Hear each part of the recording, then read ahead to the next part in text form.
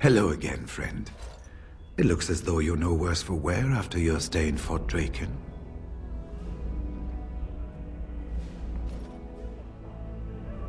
It's located just off the Market District in the northern alley past the Nord Noble Tavern.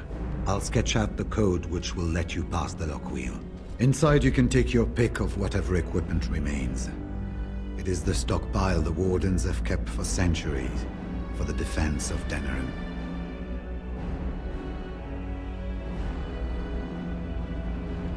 We went through our joining together, more years ago than I like to remember.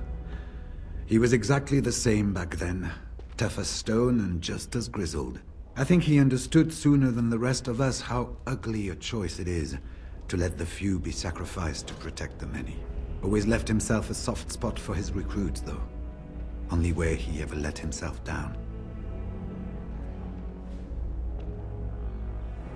When I'm well enough, I'm going to continue my journey toward Ostagar.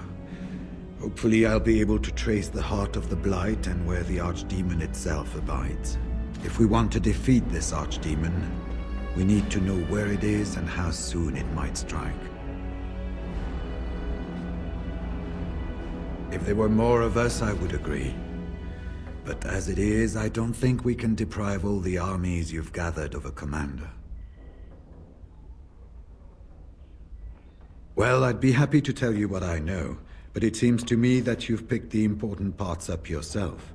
Be firm in your beliefs, protect people from their own ignorance, and be as loyal as you can to your brothers, even knowing you'll share their deaths. It's tough to say. Only the fortress in Weishaupt has every record. But there are certainly a few dozen or hundreds in every nation in Thedas. The Anderfells are home to over 1,000. It's almost like the Archdemon chose Ferelden deliberately, knowing how unguarded it is. Once only, and I'd rather not go again. It's far, lad, and very foreign. The Wardens there, they fight darkspawn like you and me, but they're shaped by the winters there in the forest. They're a cold group and don't care like they should about the rest of the world. Their king is weak, and many Anders look to the Wardens to rule. I hate to say this, but some of them seem to want it that way. It was near 1,200 years ago, and no one knows for sure, except that it began with a group of Anders soldiers. Apparently, they defected from their king's army, vowing that fighting the Blight was more important, and traveled all the way to Tevinter themselves. They were the first ones to track down the Archdemon Dumat, and the ones to slay him, although none survived the battle. But they had picked up followers by then, and it was they who formally founded the Order, and were recognized by Thedas. Archdemons don't awaken on their own, you know. It takes the Darkspawn, tunneling and tunneling, searching for centuries to find one.